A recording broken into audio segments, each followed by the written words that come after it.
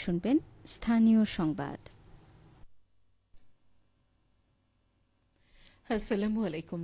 বাংলাদেশ বেতার, রাজশাহী। স্থানীয় সংবাদ পড়ছি জান্নাতুল রাব্বি বিনতে হান্নান। নওগাঁ সদর উপজেলায় ঈদের ছুটিতেও সেবা প্রদান করেছে নওগাঁ পরিবার পরিকল্পনা বিভাগ। সংশ্লিষ্টরা জানান, ঈদে দীর্ঘ ছুটির কারণে যেন মা ও শিশু স্বাস্থ্যের ওপর এর কোনো বিরূপ প্রভাব না পড়ে, এজন্য মহাপরিচালকের নির্দেশনা বাস্তবায়ন করা হয়। নওগাঁ জেলা পরিবার পরিকল্পনা কার্যালয়ের উপপরিচালক জনাব গোলাম মোহাম্মদ আজম, সহকারী পরিচালক পরিবার পরিকল্পনা শামীমা আক্তার এবং সহকারী পরিচালক সিসি ডাক্তার মোহাম্মদ মামুন আল হকের সার্বিক তত্ত্বাবধানে ছুটিকালীন মা ও শিশুর স্বাস্থ্যসেবা, গর্ভকালীন সেবা, প্রসব সেবা, প্রসব পরবর্তী সেবা, সাধারণ স্বাস্থ্যসেবা, কিশোর কিশোরী স্বাস্থ্যসেবা ও পরিবার পরিকল্পনা সংক্রান্ত সেবা অব্যাহত ছিল।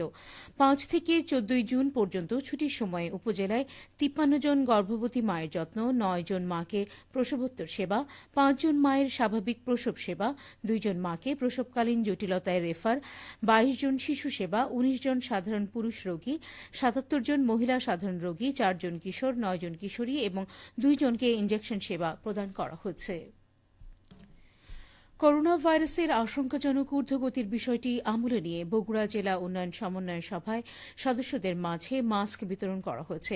আজ সকালে বগুড়া জেলা প্রশাসনের পক্ষ থেকে মাস্ক বিতরণ করা হয়।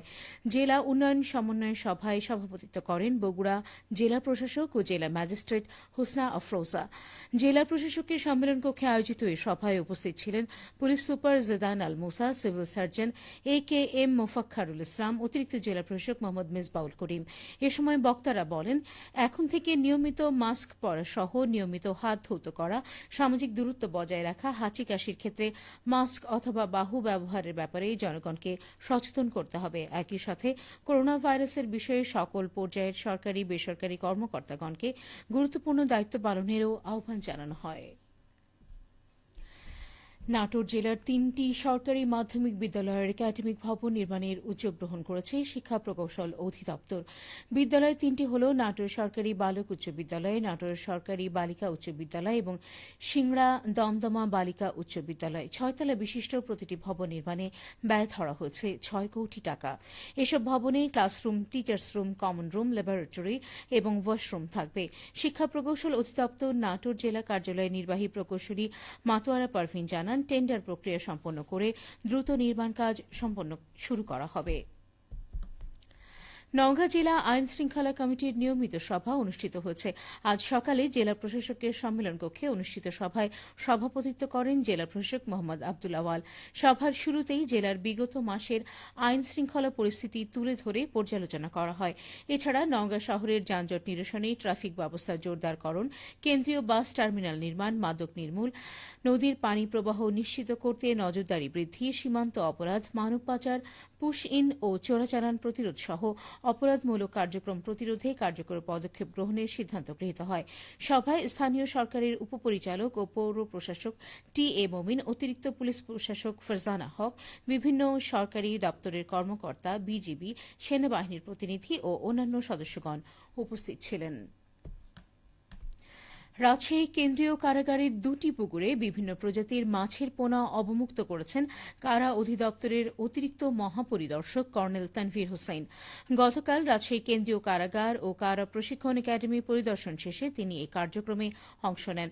পুকুর দুটিতে রুই, কাতলা, মৃগেল, সিলভার কার্প এবং পাঙাশ সহ নানা প্রজাতির মাছের পোনা অবমুক্ত করা হয়। এ সময় উপস্থিত ছিলেন রাজশাহী বিভাগের কারা উপ মহাপরিদর্শক কামাল হোসেন, রাজশাহী কেন্দ্রীয় কারাগারের senior jail super Mohammad Shah Alam Khan. কারাগার পরিদর্শনকালে অতিরিক্ত IG prison colonel Tanvir Hossain একটি লিচু গাছ রোপণ করেন এবং বন্দী ও কর্মকর্তা কর্মচারীদের সঙ্গে মতবিনিময় করেন। সিরাজগঞ্জে এবার পাট চাষে বাম্পার ফলনের আশা করছেন কৃষকেরা। ইতিমধ্যেই মাঠ জুড়ে পাটের সবুজ সমারোহের সৃষ্টি হয়েছে। বর্ষার শুরুতেই এই নতুন পাট বাজারে উঠবে। চলতি মৌসুমে জেলার 9টি উপজেলায় প্রায় 15,000 হেক্টর জমিতে পাট চাষের লক্ষ্যমাত্রা নির্ধারণ করা হয়েছিল, তবে পাটের আবাদ হয়েছে এর চেয়েও বেশি।